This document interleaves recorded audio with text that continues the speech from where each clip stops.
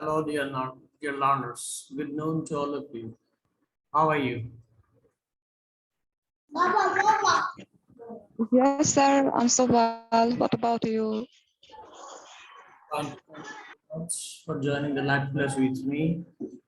So, due to the Ramadan time changes, we decided to take the live classes at daytime instead of evening time. Okay.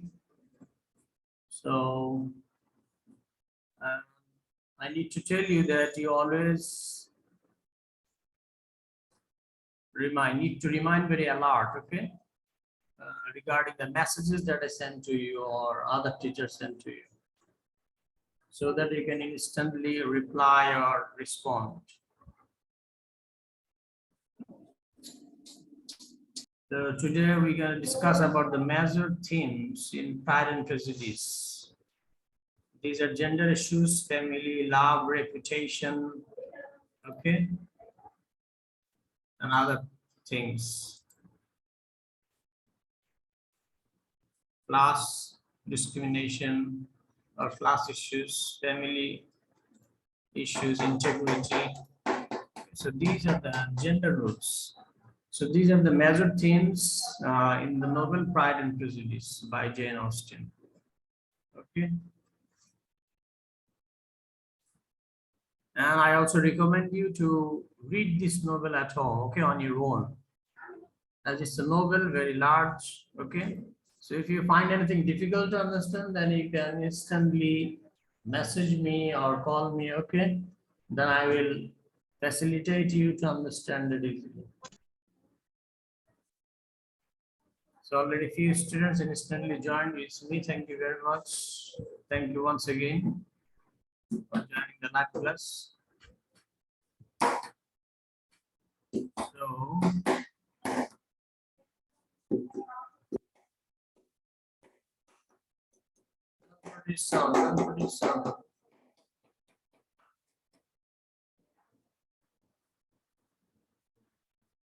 right. Okay, so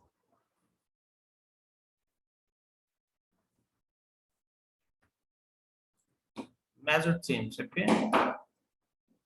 We're gonna start from here. So before that, we can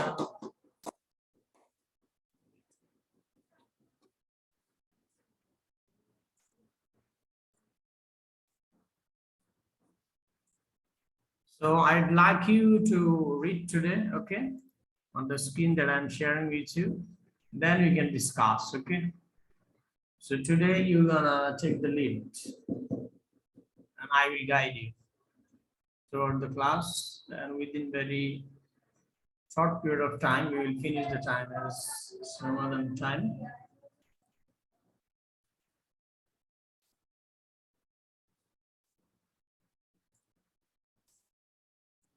Okay, so the Farzia, Tanzeen, Kanis, Fatima, Nipa, Khandugar, and Cynthia. Okay, that's fine.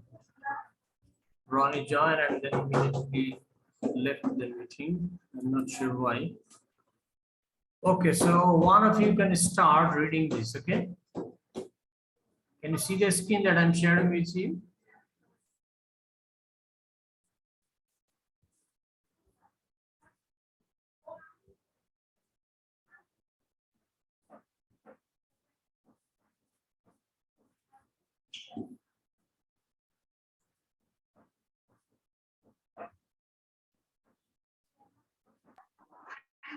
Sir এখন তো screen দেখা যাচ্ছে না। ওকে, এখন কি দেখা যাচ্ছে? জি sir এখন দেখা যাচ্ছে। ঠিক আছে। ওকে, তাহলে তুমি পড়া শুরু করো। প্রথম মেজর থিম হচ্ছে লাভ, হ্যাঁ, প্রাইড এন্ড প্রেজুডিসের মধ্যে লাভ এন্ড রিলেশনশিপ, যেটা তুমি পড়া শুরু করো। স্ক্রিন দেখেই পড়ো। Okay sir. Love, Pride and Prejudice. Pride and Prejudice contains one of the most cherished love stories in English literature, the courtship between Darcy and Elizabeth. As in any good love story, the lovers must elude and overcome numerous stumbling blocks, beginning with the tensions caused by the lovers' own personal qualities. Elizabeth's pride makes her misjudge Darcy on the basis of a poor first impression, while the Darcy's prejudice against Elizabeth's poor social standing blinds him for a time to her many virtues. Of course, one could also say that Elizabeth is guilty of prejudice and Darcy of pride. The title cuts both always. Ways. Okay, so এটা একটু বুঝিয়ে বলো যেটা পড়লা এটি।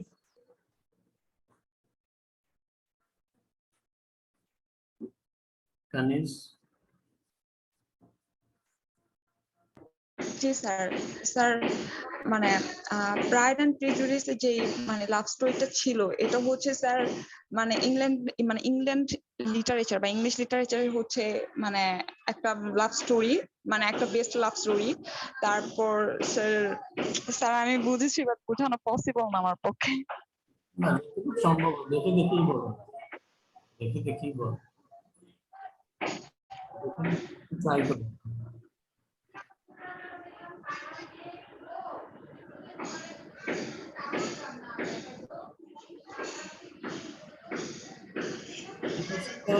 Most cherish love stories, তাই না? এখানে আসলে লাভ স্টোরি কি এবং লাভ স্টোরি কি রিলেশনশিপ থেকে ম্যারেজ, এই ধরনের একটা প্লট কি দেখানো হয়েছে উপন্যাসে, তাই না?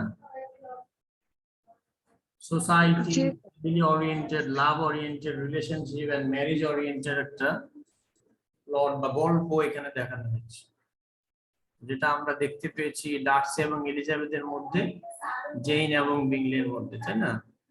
মেজর ক্যারেক্টার হচ্ছে উপন্যাসের ডার্সি, মিস্টার ডার্সি এবং মিস এলিজাবেথ। মিস এলিজাবেথ পরিবারের মেয়ে, জি স্যার। well established relationship.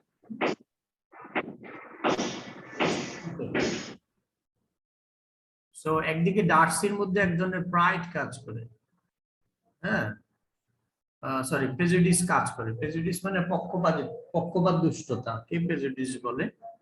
এবং এই উপন্যাসে এখানে দেখো the title cuts both ways, হ্যাঁ, একদিকে ডার্সি যে প্রাইড, আরেকদিকে প্রাইড এবং প্রেজুডিস দুটোই বলা যায়, আরেকদিকে এলিজাবেথের মধ্যে যে প্রাইড, হ্যাঁ, দুটোই কাজ করে। অর্থাৎ এলিজাবেথ তার নিজের একটা ব্যক্তিত্বের যে অহংকার সেটাকে ধরে রেখেছিল, হ্যাঁ। অর্থাৎ প্রথমে ডার্সি কিন্তু এলিজাবেথকে খুব একটা তোয়াক্কা করেনি। কেন করেনি? কারণ সে তার সোশ্যাল স্ট্যাটাসে ক্লাসের স্ট্যাটাসের দিক থেকে অনেক নিচে। ডার্সি অনেক রিচ এবং এলিজাবেথ হচ্ছে নিম্ন মধ্যবিত্ত পরিবারের একটা মেয়ে। যার কারণে ডার্সি এলিজাবেথকে প্রথমে সেইভাবে ট্রিট করেনি, বরং তাকে মিসট্রিট করেছে, ওকে, বা তাকে অ্যাভয়েড করেছে।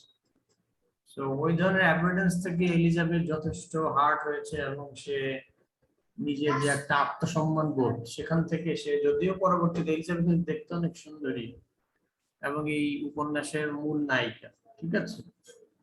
তো এই উপন্যাসটাকে ঘিরে কিন্তু মুভি অ্যাডাপ্টেড হয়েছে, মুভি তৈরি, সিনেমা তৈরি হয়েছে, তোমরা ওগুলো ইউটিউবে দেখতে পারো, ঠিক আছে। স্যার মুভি নামটা কি? দেখো আমি ওই যে ই লার্নিং এর কিছু ক্লিপ শেয়ার করেছি, সেই মুভি ক্লিপ গুলো দেখে তোমরা দেখতে পারো। ওকে স্যার, আমরা দেখবো। এখনো দেখো নাই না? মুভিটা এখনো দেখো, বইটা এখনো পড়ো নাই? স্যার মুভি তো দেখা হয় না, এই কারণে আর দেখি নাই। তোমার মুভি দেখানো সেটা ভিন্ন বিষয়, সেটা তোমার সময় করে তুমি হয়তো দেখলে তোমার কিছুটা আইডিয়া হতো আর কি, হ্যাঁ, বুঝতে সুবিধা হতো এই জন্য। তবে জি রিডিং স্যার, অবশ্যই। রিডিংটা খুবই ইম্পর্টেন্ট, টেক্সটটা অবশ্যই তোমাদের পড়তে হবে। মুভিতে তো অনেক কিছু আসে, অনেক কিছু আসে না, বা অনেক সাবট্রাকশন এডিশন হয়ে থাকে। রাইটার যেভাবে লিখেছে সেভাবেই, হ্যাঁ। সো টেক্সটটা must, text is a must, text তোমাদের পড়তেই হবে। তোমরা টেক্সট খুব একটা পড়ো না, এটা আসলে একটা কমন বিষয়, স্টুডেন্টরা টেক্সট পড়তে চায় না, ঠিক আছে। তো আমরাও যখন এই যে অনার্সে ছিলাম, স্টুডেন্ট লাইফে, তখন আমরা এরকম টেক্সট খুব একটা পড়তাম না। এটা আসলে একটা ব্যাড ব্যাড প্র্যাকটিস, হ্যাঁ। টেক্সটটা পড়া উচিত, ঠিক আছে। পরবর্তীতে তোমার দেখা যাবে যে এটা আবার পড়তে হবে যদি এখন না পড়ো, ঠিক আছে। আর তোমার তো এগুলো পরে কাজে লাগবে, ঠিক আছে। তো তোমার আগে বা পরে পড়তে হবে, সে আগে পড়ে নেওয়াটাই ভালো। ওকে, সো এখানে জি as in sir. a good love story, the lovers must believe and overcome numerous subliming blocks. মানে অর্থাৎ একটা লাভ স্টোরির মধ্যে অনেক ধরনের কি আসে, হুম, অনেক ধরনের বাধা বা প্রতিবন্ধকতা আসে। সাবলাইম মানে খুবই উঁচু উঁচু আর কি, মানে অনেক বিশাল বিশাল আর কি বাধা, ব্লক মানে বাধা আর কি। Beginning with the tensions caused by the lovers own personal qualities, এবং এই টেনশন গুলো তৈরি হয় যারা লাভার্স তাদের যে ব্যক্তিগত যে কিছু কোয়ালিটি বা গুণাবলী আছে সেগুলোর কারণে, হ্যাঁ। তাদের যে সাইকোলজিক্যাল কিছু কারণে, তারপর সোসাইটির কিছু ইস্যু থাকে, তারপর ফ্যামিলি রিলেটেড কিছু ইস্যু থাকে, তারপর ফিনান্সিয়াল কিছু ব্যাপার থাকে। এই সবগুলো বিষয়ে কিন্তু প্রভাব বিস্তার করে, ঠিক আছে। তো যাই হোক, ডার্সি প্রথম দিকে তাকে অ্যাভয়েড করলেও পরবর্তীতে কিন্তু ডার্সি এলিজাবেথকে পছন্দ করে, খুবই পছন্দ করে, যার কারণে তার দিকে অ্যাপ্রোচ হয়। কিন্তু অ্যাপ্রোচ হলে এলিজাবেথ তার আত্মসম্মান বোধের কারণে ডার্সিকে পরে অ্যাভয়েড করে। হুম, যদিও শেষের দিকে আবার তাদের মধ্যে এক ধরনের আন্ডারস্ট্যান্ডিং তৈরি হয় এবং তারা তাদের রিলেশনশিপটাকে ডেভেলপ করে, ঠিক আছে। ওকে, সো এরপরে পড়তে থাকে এখানে লাভ অংশের যেটা যাচ্ছে, এখানে আরো কিছু আছে, এটা পড়ে নাও কানিজ। জি sir. Love. Austen, meanwhile, poses countless smaller obstacles to the realization of the love between Elizabeth and Darcy, including Lady Catherine's attempt to control her nephew, Miss Bingley's snobbery, Mrs. Bennet ideology, and Wickham's deceit. In each case, anxieties about social connections or the desire for better social connections interfere with the working of love. Darcy and Elizabeth's realization of a mutual and tender love seems to imply that Austen views love as something independent of these social forces, as something that can be captured if only an individual is able to escape the warping effect of a here sir, what is the pronounce of this word? Society. Austen হচ্ছে এই উপন্যাসের writer, তাই না, Zain Austin. এর প্রথম দিকে তোমার নারী লেখিকা,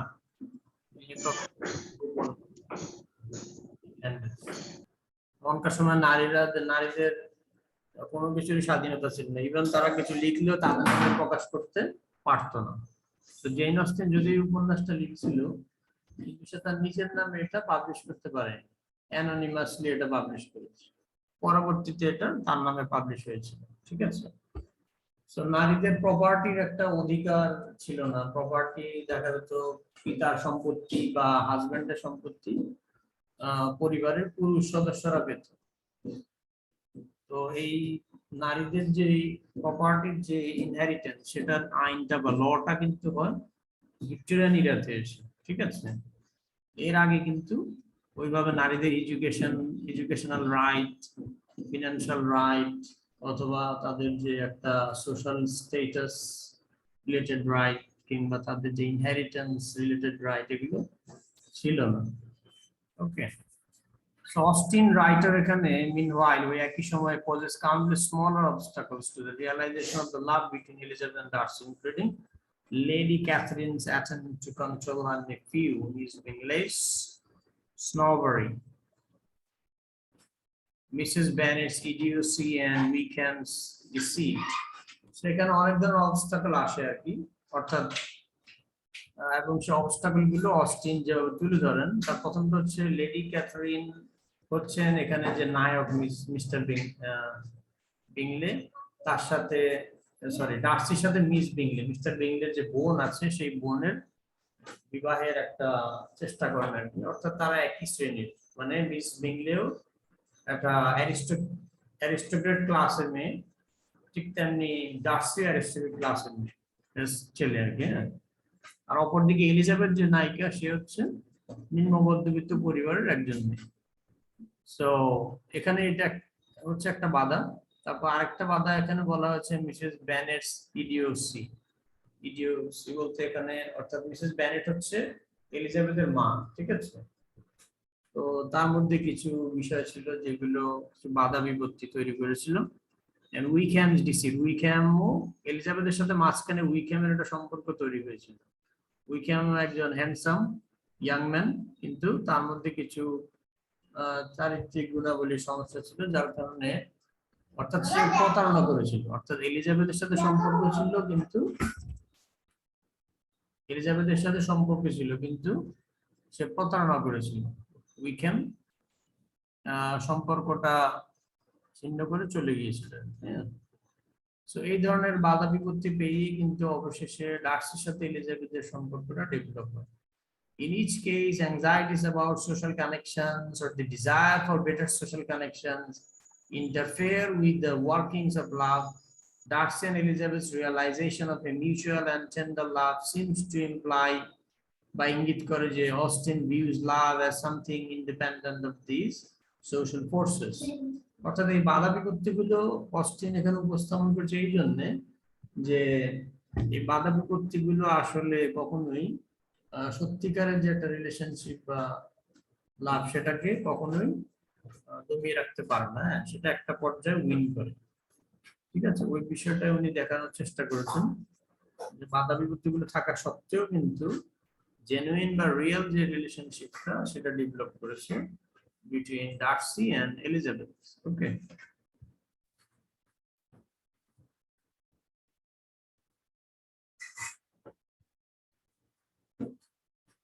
এবং তারা সোসাইটির মধ্যে যে হায়ারার্কিক্যাল সিস্টেম, মানে উঁচু নিচু ভেদাভেদ, ধনী গরিবের যে ভেদাভেদ, সেই বিষয়টাও কিন্তু এসকেপ করতে সক্ষম হয়েছে।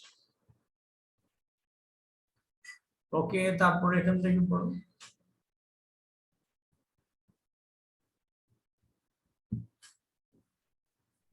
Hello,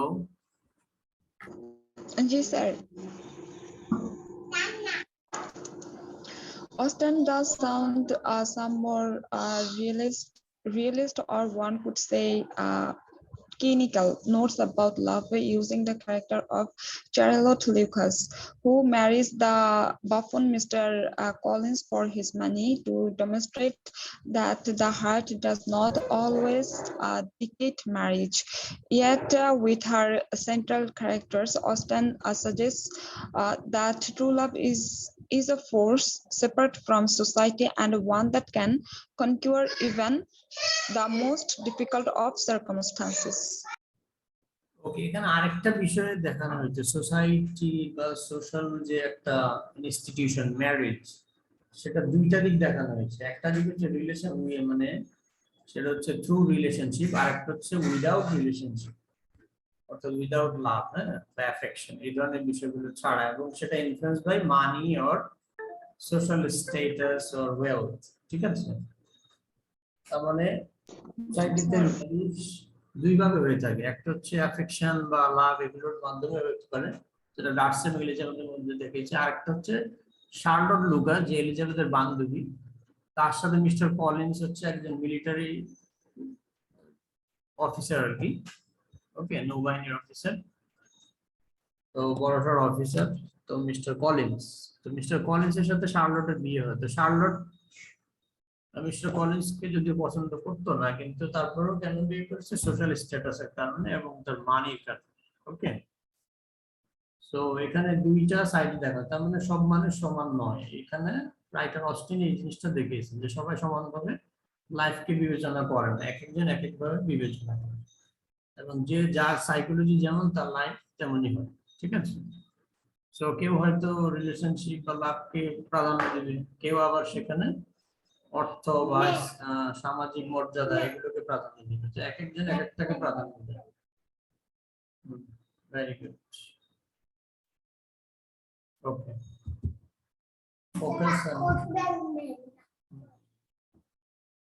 focus and drawing another. Okay, so আমরা এরপর নেক্সটে চলে যাই। সো রেপুটেশন, এটা পড়বে হচ্ছে সিনথিয়া। সিনথিয়া পড়ো রেপুটেশনের অংশটা।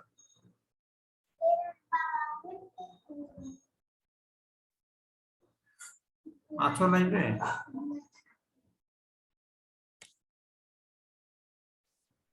রেপুটেশনের অংশটা সিনথিয়া পড়ো। স্যার ও মনে হয় লাগবে নাই। আচ্ছা, কানিজে পড়ে যাও তো। স্যার আজকে মানে এত অল্প স্টুডেন্ট কেন, আমি এটাই বুঝতেছি না। Reputation, sorry sir. আপনি কি যেন বললেন, বুঝি নাই।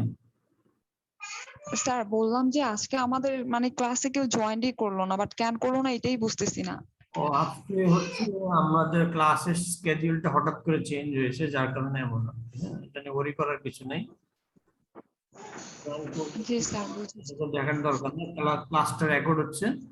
সো যাদের প্রয়োজন তারা ক্লাস দেখে নিবে। ওকে, জি sir.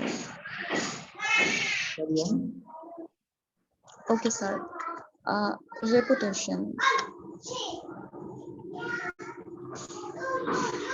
Pride and Prejudice depicts a society in which women's reputation is of the utmost importance. Women is expected to behave in certain ways. Stepping outside the social norms makes her vulnerable to ostracism. This theme appears in the novel when Elizabeth walks to Netherfield and arrives with moody skirt. To the shock of the reputation conscious Miss Benchley and her friends. At other points, her ill-mannered, ridiculous behavior of Mrs. Bennet gives her a bad reputation with the more refined and snobbish Darcys and Pinchleys.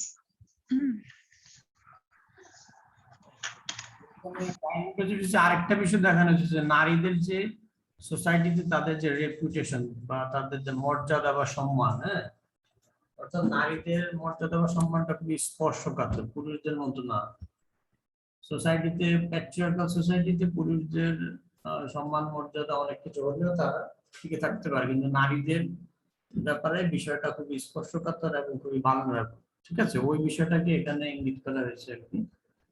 So, Pride and Prejudice depicts a society in which women's reputation is of the utmost importance.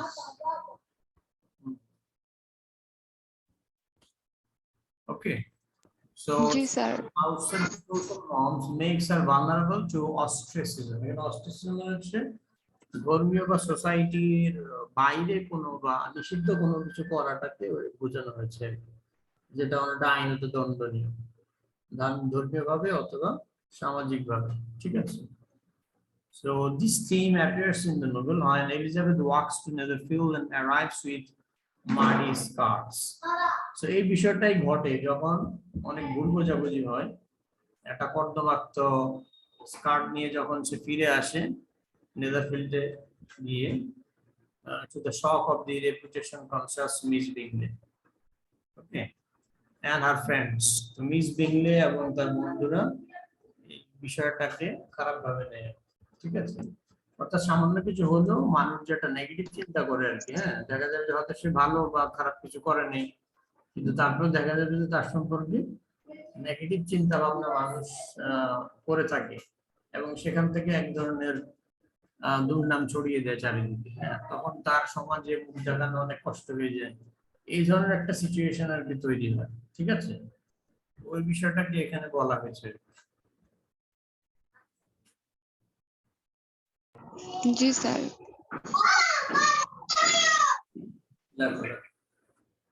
Okay, so Austin, ওকে, এখান থেকে পড়ো আবার।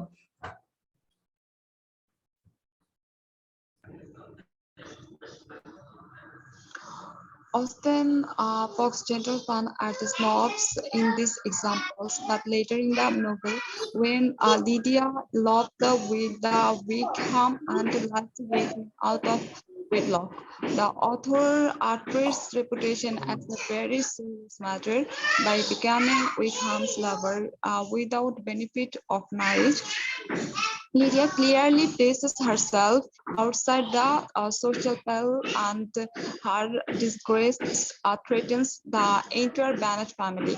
The fact that Lydia's judgment, however terrible, would likely have condemned the other Bennet sisters to marriageless life seems grossly unfair. Why should Elizabeth's reputation suffer along with Lydia's? Darcy's intervention on the Banners' behalf thus becomes all the more generous. But some readers might resent that such an intervention was necessary at all. If Darcy's money had failed to convince Wickham to marry Lydia, would Darcy have still married Elizabeth? Does his transcendence of prejudice extend that far? The happy ending of the happy ending of Pride and Prejudice is certainly emotionally satisfying, but in many ways it leaves the theme of reputation and the importance placed on reputation unexplored. One can ask of Pride and Prejudice to what extent does it critique social structures, and to what extent does it simply accent their inability? এখানে আরেকটা character, সেটা হচ্ছে যে Elizabeth এবং জেনের ছোট বোন Lydia. ওকে, Lydia বিবাহ বহির্ভূত একটা সম্পর্কে, ফিজিক্যাল সম্পর্কে আবদ্ধ হয়ে গেছিল উইকেন নামে একজন ইয়াং যার সঙ্গে যার সঙ্গে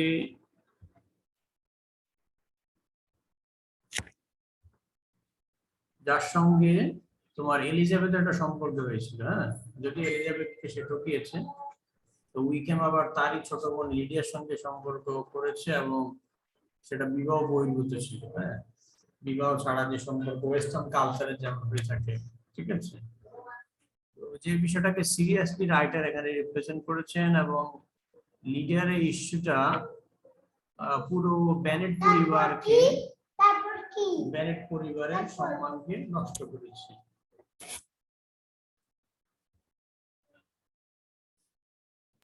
জি স্যার। স্যার আমাদের ক্লাস কতদিন, মানে কত রমজান পর্যন্ত হবে? আমাদের ক্লাস হবে উইক 12 পর্যন্ত, মানে আর এক সপ্তাহ হলে শেষ হয়ে যাবে। আচ্ছা স্যার, আমাদের তো আপনি টার্ম পেপার দিয়ে দিচ্ছেন। টার্ম পেপারের কোশ্চেন মনে হয় আমি দিয়েছি, তবে তোমাদের সাবমিটের অপশনটা ওপেন হবে 15 তারিখে। তোমরা 15 তারিখে জমা দিতে পারবা। আর মেক শিওর তোমাদের টিউশন ফি এবং অন্যান্য ডিউ যদি থাকে এগুলো ক্লিয়ার করে নিও, আদারওয়াইজ অ্যাক্সেস হয়তো ডিনাইড হতে পারে, হ্যাঁ, অনলাইন। জি স্যার, আমার সবকিছু ক্লিয়ার আছে। আমি অ্যাডভান্স, মানে এখন থেকে অ্যাডভান্স পে করি, কারণ আমার হচ্ছে মানে 400 এর মতন জরিমানা হয়েছিল, তো এটার জন্য আমি এখন তাড়াতাড়ি দিয়ে দিই। সেটাই ভালো। তো তোমরা 15 তারিখ থেকে 20 তারিখ এই সময়ের ভিতরে দিতে পারবো, এর আগেও দিতে পারবো না, 20 তারিখের পরে কেউ দিতে পারবো না, ঠিক আছে? স্যার মানে আমাদের কি মানে 5 দিন মাত্র টাইম থাকবে এটা সাবমিট করার? হ্যাঁ, সবগুলো কোর্সে 5 দিনই সাবমিট করার সময় থাকবে। আর 11 তারিখে তোমাদের সব টিচাররা খুব সম্ভবত টার্ম পেপার আপলোড দিবেন, সেটা থেকে তোমরা একটা টার্ম পেপারটা রেডি করবে আর কি 11 তারিখ থেকে 14 বা 15 তারিখ, বাকি 20 তারিখ জমা দেওয়া শেষ। জি স্যার, বুঝেছি। ঠিক আছে, তোমাদের ব্যাচের যারা আছে সবাইকে জানিয়ে দিন। জি স্যার, অবশ্যই আমি সবাইকে ইনফর্ম করে দিব। ডাকছে লিডিয়ার যে বিষয়টা, লিডিয়া একজন নারী। হুম, লিডিয়া, লিডিয়া এখানে যে কাজটা করেছে, মানে বিবাহ বহির্ভূত যে সম্পর্কটা উইকেন্ডের সাথে করেছে, সেটা পুরো তার যে পরিবার বেনেট ফ্যামিলি, অর্থাৎ লিডিয়া হচ্ছে এলিজাবেথ এবং জেনের বোন। ওকে, সো তাদের পরিবার এমনিতে আর্থিকভাবে অসচ্ছল, তার দিক থেকে তাদের সবাই হচ্ছে মেয়ে, সন্তানরা যারা সবাই হচ্ছে মেয়ে। তো মেয়েরা তখনকার সময় সোসাইটিতে অনেক ভালনারেবল ছিল। ওকে, সো তাদের একটু সামান্য দোষ হলেই এটা পরিবারের জন্য অনেক বড় ধরনের ডিসগ্রেস তৈরি হতো, মানে সমাজ তাচ্ছিল্য করতো বা অনেক খারাপ ছিল। বা কোনো মেয়ে যদি এরকম বিবাহ বহির্ভূত কাজ করতো, তখন তার বিয়ে হওয়াটা খুবই মুশকিল ছিল। ঠিক আছে, আমাদের বাংলাদেশি সোসাইটির মতো তখনকার, এখন তো অনেক প্রগ্রেসিভ হয়েছে, তো তখন কিন্তু ইংল্যান্ডেও খুবই এগুলো কঠিন ছিল আর কি। হ্যাঁ, সোশ্যাল এবং রিলিজিয়াস নিয়ম কানুন। জি স্যার। স্যার, ইংল্যান্ডের আইনগুলো অনেক ডিফিকাল্ট টাইপের। হুম। মানে স্যার বললাম যে আগে ইংল্যান্ডের আইন যেগুলা ছিল, যেমন মানে দারিদ্র আইন, তারপর স্যার বাল্য বিবাহ আইন, এই আইনগুলা খুবই ডিফিকাল্ট ছিল। আর এগুলা পড়েছিলাম মনে হয় সমাজকর্মী ইন্টারমিডিয়েট। হুম। ওকে, সো ক্লাস ইস্যুস এখানে বোধহয় আরেকজন জয়েন করেছে, ফারজিয়া তানজিম। ফারজিয়া, সিনথিয়া তোমরা কি আছো? ফারজিয়া, সিনথিয়া লাইভে আছো? স্যার, ফার্জিয়ার একটু প্রবলেম হয়েছে, কারণ ওর হচ্ছে এই টাইমটাতে খুবই বিজি থাকে। আর ও তো আর বাচ্চাদের নিয়ে স্কুলে যায়, ও গাড়ি থেকে স্যার জয়েন্ট করছে এখানে। আর এই কারণে স্যার ও কথা বলতেছে না, মানে অনেক আওয়াজ তো বাইরে, তো আপনার কথাও শুনবে না, ওদের এখানে ডিস্টার্ব হবে, এই কারণে ও চুপ আছে, মানে আপনার ক্লাসটা শুনতেছে। বুঝতে পেরেছি, ঠিক আছে, অসুবিধা নেই। তো এখানে তোমরা আসলে ওই যে হোয়াটসঅ্যাপে মেসেজ গুলো খেয়াল করো না আর কি। আবার অনেকে দেখা যাচ্ছে লাইভ ক্লাস গুরুত্বও দেওয়া না। গুরুত্ব না দিয়ে তো আর টিচারদের লস হচ্ছে না, লস তো হচ্ছে যারা মিস করছে তাদের, তাই না?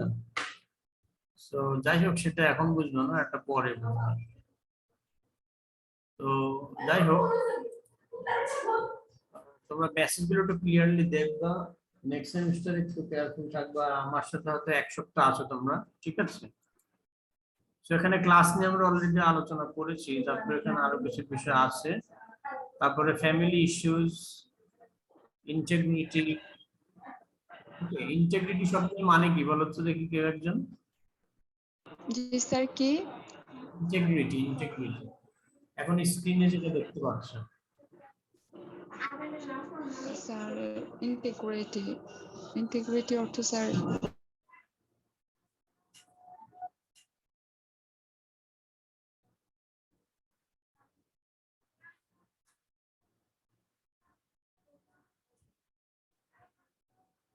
ইন্টিগ্রিটি মানে নিষ্ঠা।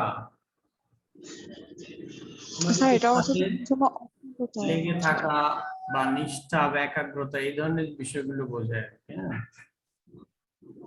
অর্থাৎ এলিজাবেথ তার যে ব্যক্তিত্ব বোধ, সেটার ব্যাপারে সে ছিল অটল অবিচল। এই অটল অবিচলতাকে কিংবা নিষ্ঠাকে ইন্টিগ্রিটি বলা হয়।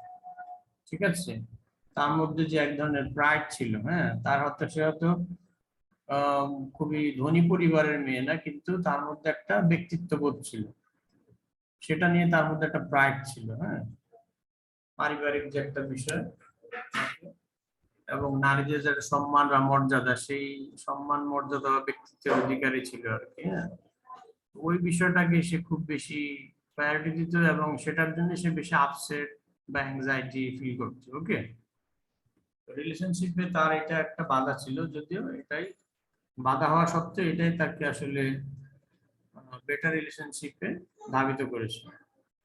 ঠিক আছে, তো জেন্ডার ইস্যুস মানে নারীদেরকে সোসাইটিতে একভাবে দেখা হতো, পুরুষদেরকে আরেকভাবে। এই বিষয়টাকে এখানে জেন্ডার ইস্যুস হিসেবে রাখা হয়েছে। ওকে, তো বিবাহের ক্ষেত্রে পুরুষদের প্রাধান্যটাই ছিল বেশি নারীদের তুলনায়। নারীদের হচ্ছে বিষয়টা হচ্ছে